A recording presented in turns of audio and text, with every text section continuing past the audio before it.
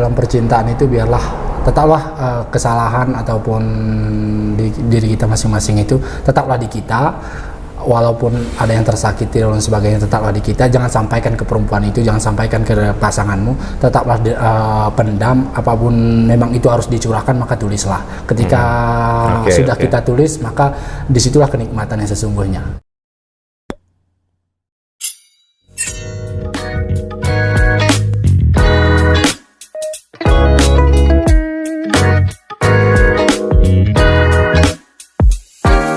Assalamualaikum warahmatullahi wabarakatuh. Senang sekali saya Nasri kembali di hadapan Anda di channel YouTube Hainas.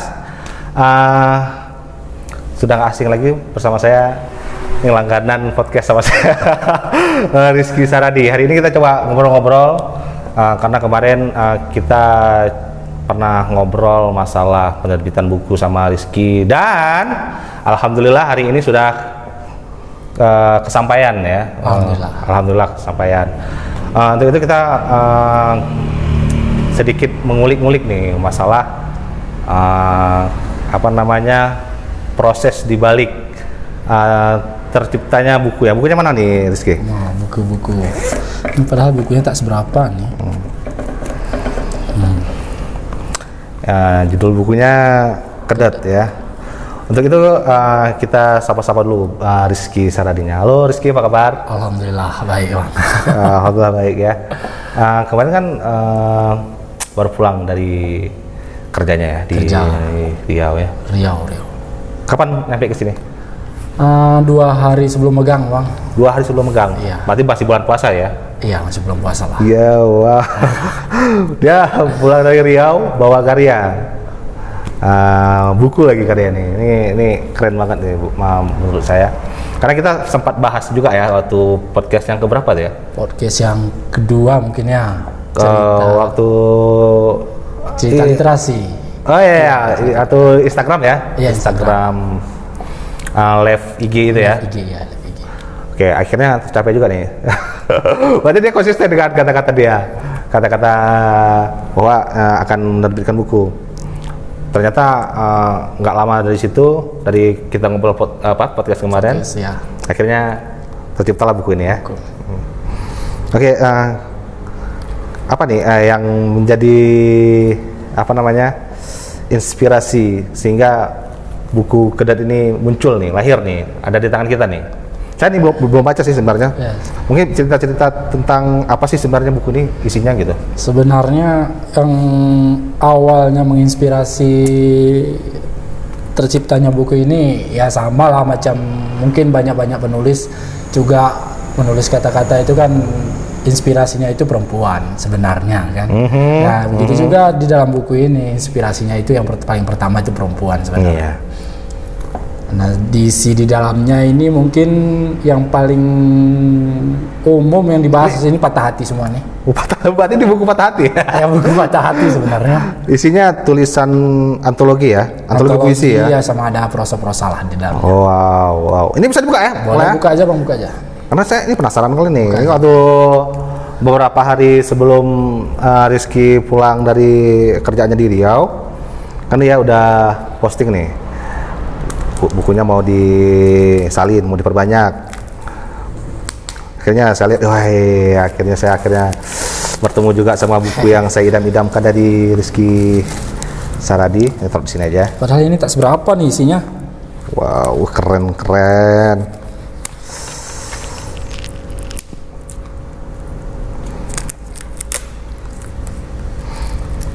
Harapan perindu di langit yang sama. Jadi proses menulisnya nih, ide kreatifnya dari mana sih selain dari untayan-untayan kalimat patah hati gitu? Ini mulai menulis ini sejak kapan gitu? Oh ini dari kalau dilihat dari puisi-puisinya di situ saya terahkan tahunnya. Awalnya mungkin 2019 tulisan-tulisan yang mungkin dulu kita kan masih zamannya buat caption. Jadi daripada buat caption di WA dan di Instagram gitu kan, sempat banyak nih sebenarnya tulisan yang tercecer sebenarnya tak ingat lagi. Jadi ini hal-hal yang bisa dikumpulkan gitu. Jadi akhirnya saya kumpulkan dan menjadi buku. Itulah sebenarnya ada tahunnya dari 2019 nggak salah ini puisinya. Untuk prosa-prosa mungkin baru-baru aja. Dari 2019 ya. Ya. Jadi ini mungkin belum semua dari yang terkumpulkan, ada yang tercecer gitu ya. Ada yang tercecer, itu masalah, itu yang saya sialkan sebenarnya, tercecer itu. Tapi alhamdulillah sekali sekarang udah terkumpul lah. Alhamdulillah. Ya, dalam sebuah buku yang sudah diterbitkan oleh The Gayo Institute ya. Iya. Nah, Rizky sendiri ini bukunya dijual atau karyanya ini atau hanya dibaca oleh kalangan sendiri atau gimana ceritanya nih? Sebenarnya saya cetak ini udahlah untuk arsip saya sendiri begitu kan. Bahwa saya punya tulisan yang saya tulis dan saya nikmati untuk diri saya sendiri begitu. Setelah itu saya berpikir lagi, pernah komunikasi sama penulis lainnya, contohnya Bang Salman Yoga misalnya, saya pernah komunikasi dan beliau juga yang membantu menerbitkan buku ini. Kalau bisa karya itu, kata dia, kalau bisa karya itu ya jangan, kalau bahasa kasarnya kata dia, jangan menjadi karya yang onani, kata dia gitu. Karena apa? Onani ini untuk kenikmatan diri sendiri. Kalau bisa apa keluarkan aja gitu, sebarkan aja karyanya, mau bagus atau tidak itu karya itu akan menemukan penikmatnya sendiri begitu. Nah jadi saya cetak semampunya saya sendiri gitu. Berapa ada budget saya, segitulah saya cetak dan cetaknya terbatas begitu. Berarti pada dasarnya awalnya hanya untuk arsip saya sendiri. Sebagai ya mungkin kayak seperti cerita sebelumnya ya. Iya. Ya dibuat di caption, dibuat di status Facebook mungkin ya. Akhirnya tenggelam. Jadi akhirnya saya kumpulkan, jadilah buku ini gitu. Oke. The Gayo Institute ini sendiri memfasilitasi apa aja sebenarnya? Selain mungkin proses penerbitan, ada agak rumit nggak sih prosesnya? Kalau yang saya rasakan sendiri di penerbit The Gayo Institute ini nggak terlalu ribet dan nggak terlalu menuntut banyak gitu. Saya amat dibantu sebagai penulis pemula sebenarnya. Sebenarnya saya pun tak sanggup mengatakan diri saya penulis, tapi memang saya cuma mengumpulkan tulisan saya gitu. Mereka membantu saya, sangat membantu sebenarnya. Mereka mengeluarkan ISBN, membantu sampai ke tahap sana lah untuk mendaftarkan ke Perpusnas begitu. Mereka membantu sekali. Tapi mereka mungkin dari segi percetakan mungkin mereka belum mampu. Jadi kita dalam percetakannya mungkin kita mencari percetakan yang lain begitu. Gitu aja di luar penerbitan. Di luar penerbitan. Oke, ini dari semua ada berapa puisi nih yang terangkum dalam buku Gadat ini? Puisinya apa di sini? Banyak lah, sekitar 90-an ada nih. 90-an ya. Jadi Rizky ngumpulin puisi-puisi ini gitu ya. Iya. Sejak 2019. Emang sebenarnya sejak kapan jadi menjadi seorang penulis mungkin ya? Iya, mungkin sebagai penjaga gitu ya? Mungkin. Ini kayaknya awal berpuisi itu apakah sejak memang 2019 atau sebelumnya memang udah terbiasa dengan berpuisi gitu? Sebelumnya mungkin kalau sebelum nulis itu masih senang dengar puisi-puisi gitu. Untuk nulis belum, tuh masih mendengar gitu kan, masih dengar senang. Habis itu ketika kembali lagi kan pada masalahnya patah hati gitu kan. Cobalah kita lihat sekarang ini kan, pemuda-pemuda, maksudnya anak-anak sekarang ini kalau misalnya patah hati gitu, tetap pasti mainnya di caption, lagu-lagu yang romantik, hati-hati di jalan, Tulus kan. Nah, jadi gitu ya. Pada masa itu senang nulis hal-hal yang kayak gitu, nulis kata-kata patah hati. Jadi kalau di Instagram masih bisa kita lihat lah, masih ada arsip-arsipnya begitu. Nah, ketika sudah senang nulis di caption, habis itu kok enak gitu nulisnya, kok senang bacanya. Habis itu kawan-kawan juga banyak yang respect dengan kata-kata gitu kan. Akhirnya lanjut ke puisi, dari satu kalimat akhirnya saya coba buat puisi gitu. Jadi kawan-kawan juga banyak yang respect gitu. Lanjut lagi nulis. Akhirnya apa yang terkumpulkan inilah jadi dia gitu. Sebenarnya nggak terlalu senang juga gitu kan. Karena ingin mengabadikan lah aja gitu kan. Aku rasa perempuan-perempuan yang menyakiti turut berbangga. Iya. Karena ini kisahnya kayak ini kisah kebanyakan kisah patah hati ya. Ini? Patah hati bang. Seperti ini. Mungkin ini diawali dari puisi Senyummu ya. Iya, puisinya Senyummu. Lihat senyummu menjadi satu-satunya parasit. Oh, di sini keras nih. Menjadi satu-satunya parasit yang tumbuh di hatiku, tumbuh bersarang di seluruh ruang lapang. Ini boleh Kak diceritain ini? Ini kenapa bisa muncul kata-kata ini di kalimat-kalimat seperti ini? Boleh Kak diceritain? Ini dah lama betul. Yang Senyummu ini 2019 betul kan? Ini perempuan yang pertama mungkin.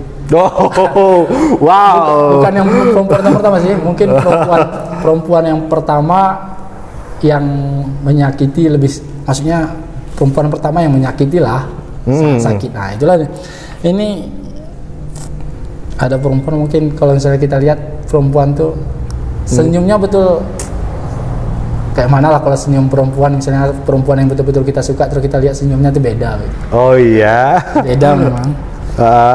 Habis itu ketika kita ingat, habis itu biarpun senyumnya memang udah membekas di hati, habis itu namanya udah terukir di nadi kita, tapi kalau memang udah bukan milik kita, yang tertinggal ya memang derita, luka, cerita, kan itu lagi yang tertinggal itu hanya itu yang bisa kita kenang. Akhirnya lahirlah Senyummu ini ya. Oke. Berarti kumpulan puisi ini adalah mungkin bisa disebut kisah sedihnya Saradi sendiri, atau gimana? Atau mungkin ada fenomena-fenomena sosial yang Rizky lihat di orang lain, mungkin cerita teman-teman, atau hanya khusus memang kegetiran hatinya Rizky nih? Ini sebenarnya khususnya mungkin di saya sendiri, mungkin kata-kata yang di dalamnya menang lebay. Kadang mungkin sakit hatinya biasa saja gitu kan, tapi karena memang kita pingin mengungkapnya lebih terasa gitu, jadi menang lebay di kalimatnya. Cuman mungkin sakit hatinya biasa aja sebenarnya. Tapi keren loh, serius. Ini keren, ini pasti dari lubuk hati yang terdalam nih keluar kalimat-kalimat ini. Tidak, memang menang lebay aja nih Bang.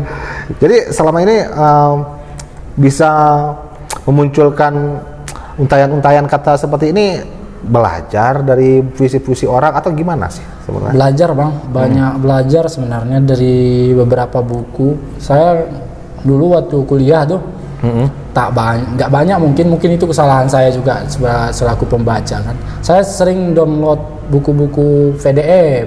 Jadi mungkin kesalahan kita kan, mungkin sebagai pembaca tidak membeli langsung gitu kan. Tapi karena keterbatasan uang, bagaimanapun tetap kita laksanakan kan.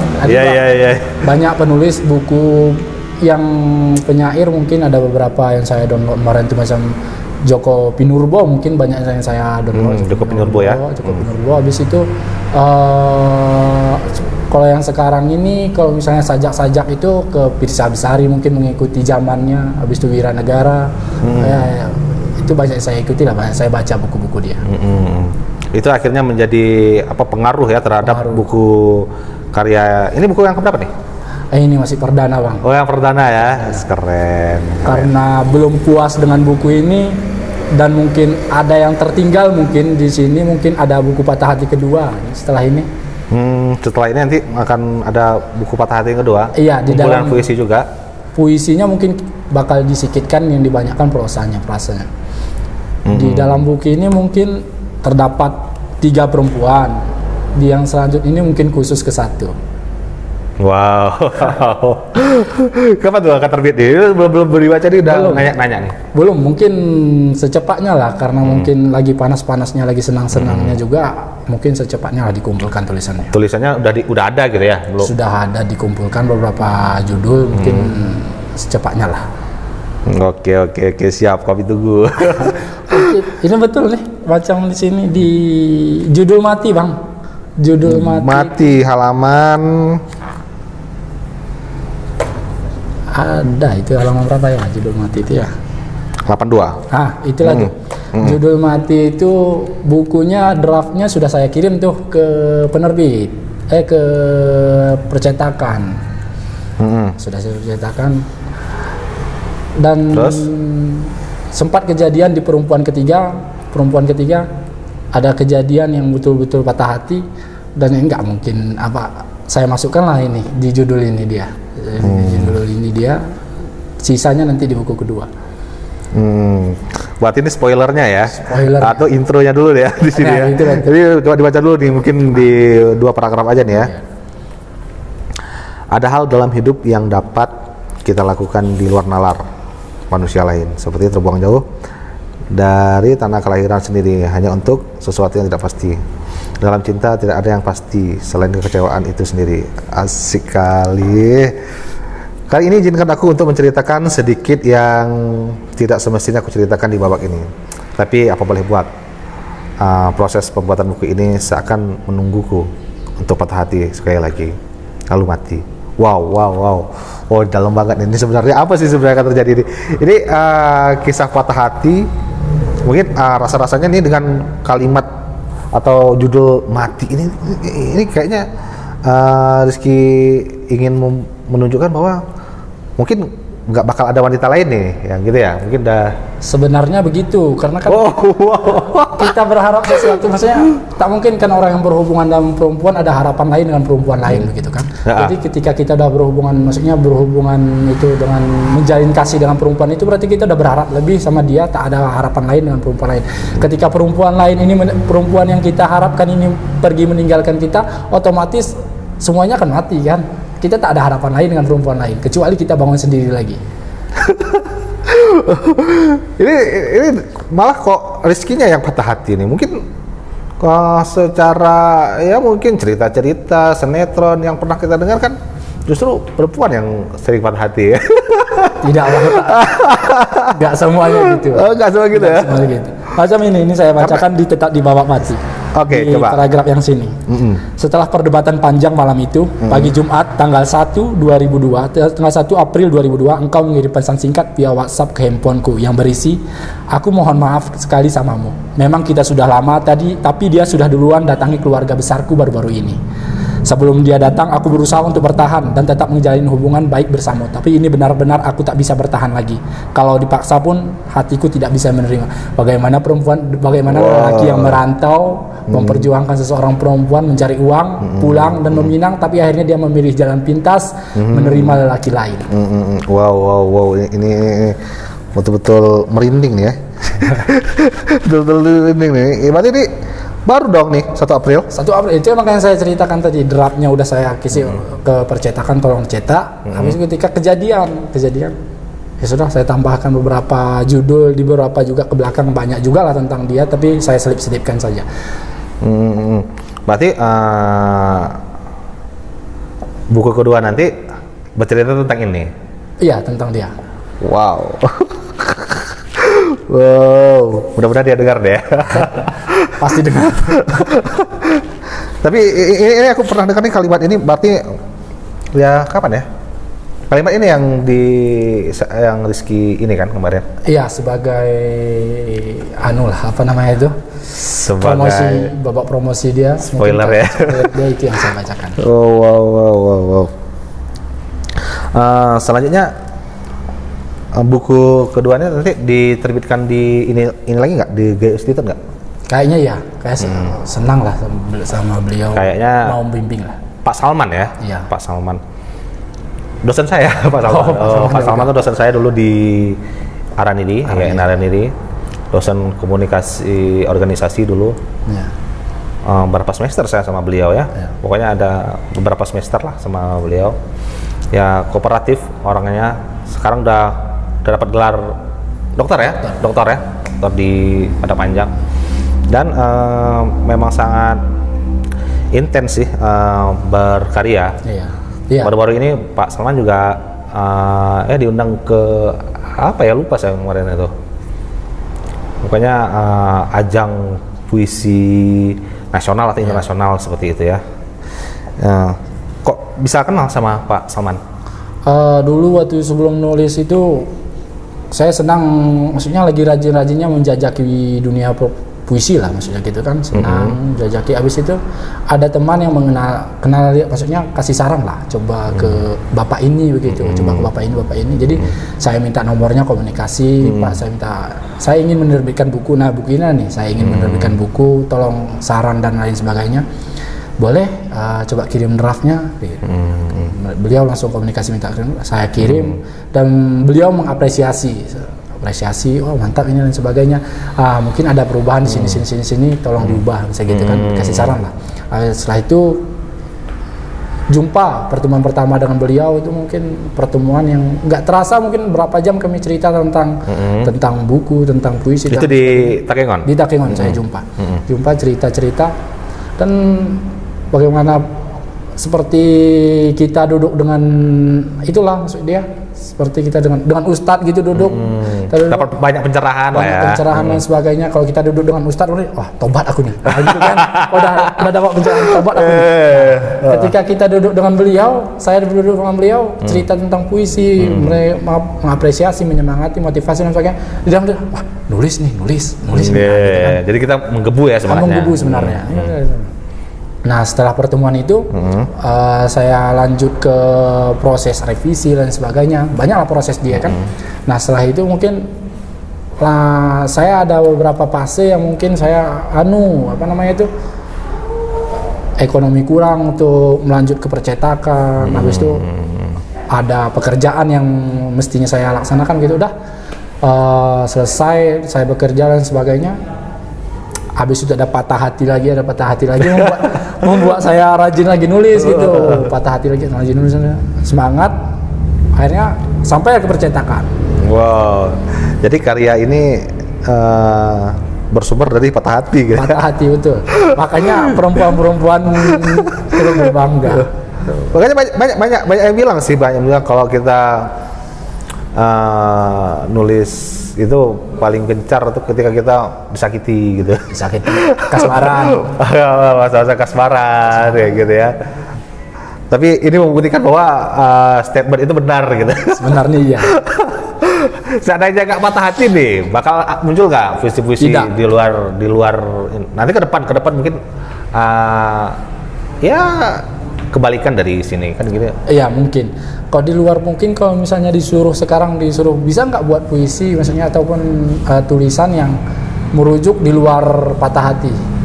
Saya bilang agak sulit. Agak sulit ya. Karena untuk menulis itu saya rasa harus sayanya sendiri dulu merasakan ataupun momennya ataupun yang diceritakan oleh kawan ataupun yang sebagainya, tolong ceritakan ini harus kena ke saya dulu, baru ketika kita tulis baru maksudnya senang kita nulis dia gitu.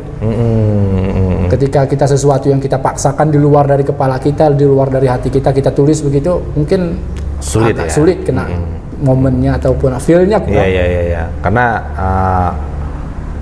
yang membuat puisi itu atau karya-karya itu ada ruhnya ya dirasa itu tadi ya, kita rasakan sendiri gitu ya, sehingga tulisan itu menjadi kuat untuk dibaca gitu ya. Wow, keren banget nih. Ini dijual nggak sih sebenarnya? Sebenarnya saya jual. Saya mau bilang gratis, tak mungkin. Tapi karena ada modalnya gitu ya. Sebenarnya pingin juga, tapi saya tak mau cari uang sebenarnya. Mungkin tak ada niat untuk cari uang dari buku ini begitu. Tapi untuk balik modal cetaknya aja lah gitu kan. Saya tak ada niat maksudnya gitu untuk cari uang gitu, tidak ada untuk modal cetaknya aja. Makanya saya jual nih 30.000 cuma Bang, 30.000 ya. 30.000 saja. Nanti yang mau bukunya mungkin akan di salin lagi atau diperbanyak lagi beberapa eksemplar lagi. Nanti ada nomornya di deskripsi ya, teman-teman. Oke, langsung sama penulisnya gitu. Barangkali nanti ada yang mau tanda tangannya langsung ditandatangani ya, sama Rizky Saradi. Sebenarnya kalau menurut Rizky sendiri nih, siapa orang yang paling butuh karyanya Rizky? Siapa ya? Kedet ini, apakah mungkin saya butuh nih, bapak-bapak nih mungkin. Mungkin bapak-bapak. Tapi kalau saya lihat lebih ke remaja sih. Targetnya memang remaja karena di kisah percintaan macam ini saya rasa targetnya di remaja, di orang-orang dewasa yang belum menikah lah, maksudnya di fase pacaran masih kan. Targetnya mungkin di situ. Khususnya di perempuan sih biar lebih sadar. Wow, ini kode keras nih ya bagi perempuan di sana ya begitu ya. Oke, baik. Ada lagi nggak kira-kira yang menjadi mungkin cita-cita Rizky selain menulis buku kedua? Karena selain menulis, Rizky juga membaca ya, apa namanya, mendeklamasikan puisi itu ya. Sebenarnya ke depan gimana? saya ingin di situ juga, maksudnya selain menulis, saya ingin juga tetap konsisten di dalam pembacaan puisi, misalnya deklarasi puisi itu sendiri kan. Maksudnya ketika sesuatu yang kita tulis dan kita bacakan dengan sendiri begitu, rasanya lebih dapat ketika tulisan kita dibacakan dengan orang lain begitu. Kita yang tahu tulisan kita yang tahu ruhnya bagaimana, kita tahu bagaimana intonasi dia, kita tahu bagaimana isi sebenarnya di dalamnya. Ketika kita sampaikan dengan diri kita sendiri, saya rasa feel-nya lebih sampai kayak gitu ya, daripada kita harus membacakan puisi orang lain. Artinya kita harus memahami itu dulu. Iya, gitu. kalau bisa puisi orang lain kan kita lebih harus memahami, mempelajari apa makna di dalamnya gitu. Oke, baik. Kira-kira apa nih pesan-pesan buat penonton channel Ainas? Mungkin kepada orang yang ingin menulis, mungkin kepada yang ingin membaca, atau mungkin kepada yang menyakiti hati Rizky nih? Kalau ke yang ingin maksudnya yang ingin menulis, coba aja dulu gitu kan. Coba aja dulu, percaya diri. Ketika percaya diri itu sudah kita lakukan, itu sudah, selebihnya bonus. Ketika sesuatu yang kita tulis itu sudah kita laksanakan, kita cetak dan sebagainya, sudah tahap cetak saja, sudah tahap terbit, itu sudah alhamdulillah sekali dengan percaya diri kita sendiri. Nah, ketika itu sudah kita lanjutkan ketika penyebaran ataupun kita bagi saja ke teman-teman begitu tulisan kita, itu udah percaya diri yang lebih untuk penulis pemula sebenarnya kan. Nah, ketika banyak yang minat, banyak yang kasih respect dan lain sebagainya, itu kan bonus sebenarnya. Itu bonus untuk penulis itu sendiri gitu. Selebihnya tak ada harapan lain sebenarnya dari respect dari kawan-kawan sebenarnya. Untuk pembaca buku saya ini sebenarnya tak perlu berharap lebih. Saya itu betul tak perlu berharap lebih. Mungkin ada beberapa kata yang salah pengetikan, habis itu mungkin ada kalimat yang salah menaruh titik dan koma dan lain sebagainya.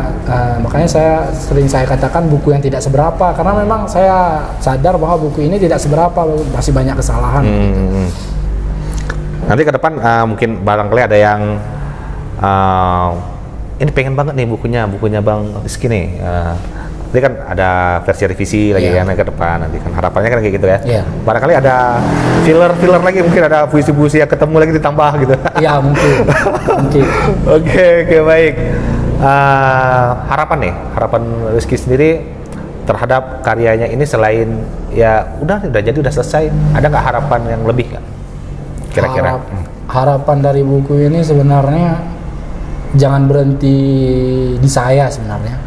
Jangan berhenti di saya. Apanya nih, karyanya atau? Karyanya seperti yang saya bilang di awal tadi kan, maksudnya saya juga sependapat gitu bahwa karya itu jangan dijadikan sebagai bahan onani sendiri begitu. Jadi siap. kenikmatan diri sendiri, bagaimana karya itu jangan sampai di kita gitu. Biarpun teman-teman, makanya saya buat tagline patah hati akan diundi secara acak begitu kan. Tagline itu ketika kawan-kawan sudah mendapatkan buku ini, kawan-kawan bakal diundi begitu, mau patah hati atau tidak. Itu ketika kawan-kawan baca buku ini dan kawan-kawan patah hati, berarti kawan-kawan beruntung gitu. beruntung kawan-kawan diundi dengan patah hati sendiri gitu. Harapannya mungkin jangan sampai di saya saja lah karya itu. Mungkin banyak penulis juga berharap gitu juga sih sebenarnya karyanya jangan sampai di diri sendiri gitu. Untuk perempuan yang menyakiti ya berbahagialah. Oke. Oke, itu aja. Iya, sebenarnya kita nih untuk perempuan yang pernah menyakiti apa aja ya statementnya gitu. Ya sebenarnya kita nggak berharap lebih sih sebenarnya. Kita juga selaku lelaki yang merasa tersakiti, saya rasa kita harus bercermin juga ke diri sendiri, maksudnya begitu bahwa perempuan ini meninggalkan kita dengan alasan apa gitu. Mungkin kita juga kalau berpikir ke belakang mungkin kita yang kurang waktu ataupun kurangnya perhatian atau lain sebagainya. Mungkin dari hal situ kita berpikir dulu ke kita sendiri, baru kita menyalahkan mereka. Tapi perempuannya juga ketika apabila sesuatu yang kurang di kita, sampaikan, jangan tinggalkan. Ketika ada yang kurang di kita, mungkin kita kurangnya waktu, sampaikan. Waktunya dong, tolong, pengertiannya dong, tolong. Ketika itu sudah disampaikan, sudah. Ketika kami pihak laki tidak berubah dan sebagainya, itu mungkin kita serahkan ke dia. Tapi kalau tidak ada penyampaian itu dan mereka memilih meninggalkan, saya rasa itu hal yang salah sebenarnya. Keliru tuh ya. Keliru. Kalau memang tidak mau ya bilang aja dari awal. Jangan permainkan perasaan laki-laki juga gitu. Oke, berarti mungkin itulah selama ini kita mendengar bahwa perempuan itu adalah targetnya patah hati gitu ya. Tapi sebenarnya enggak gitu ya. Sebenarnya tidak. Sebenarnya laki-laki juga memiliki perasaan yang sama kayak gitu ya. Bahagianya juga, sakit hatinya juga gitu ya. Oke, baiklah, ada statement penutup nggak untuk teman-teman di rumah? Apa ya?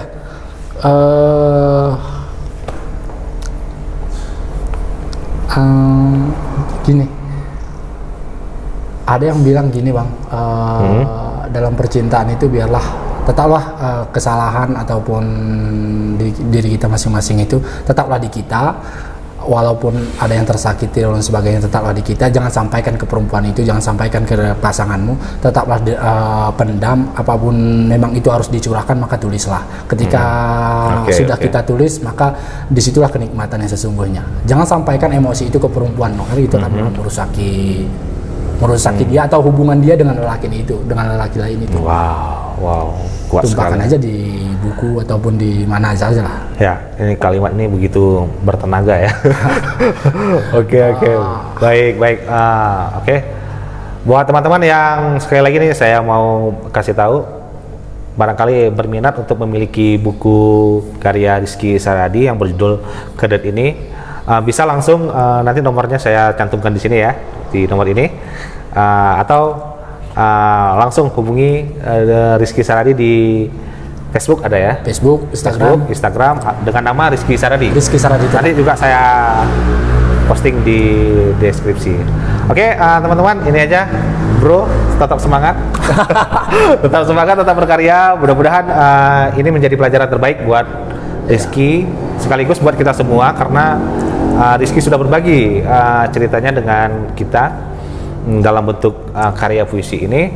Semoga harapannya kita tidak mengalami hal yang sama atau sebaliknya gitu ya. Oke, itu aja. Assalamualaikum warahmatullahi wabarakatuh.